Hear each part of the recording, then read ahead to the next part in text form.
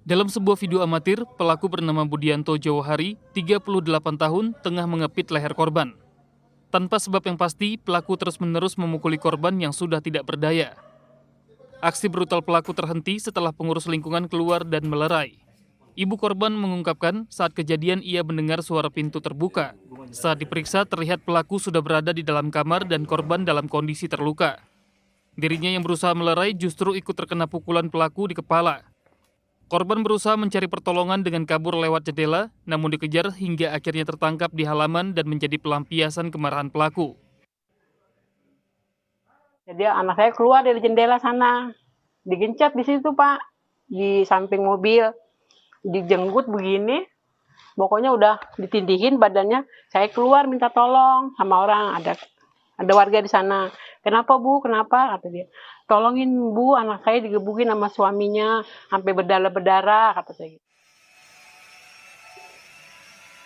Pasca kejadian, rumah pelaku dan korban nampak sepi. Menurut petugas keamanan perumahan, korban dan pelaku memang kerap cekcok.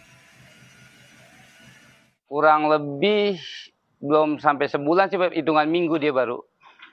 Iya, dia nempatin di sini. Cuman tapi kalau suaminya itu jarang pulang.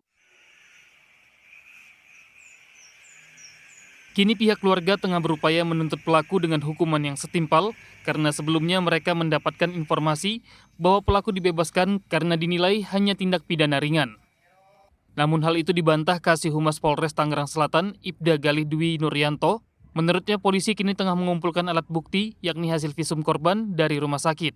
Tidak hanya itu, hingga kini polisi juga masih memeriksa sejumlah saksi-saksi yang berada di lokasi kejadian. Namun terhadap tersangka tidak dilakukan penahanan oleh penyidik dan terhadap tersangka dikenakan wajib lapor diri.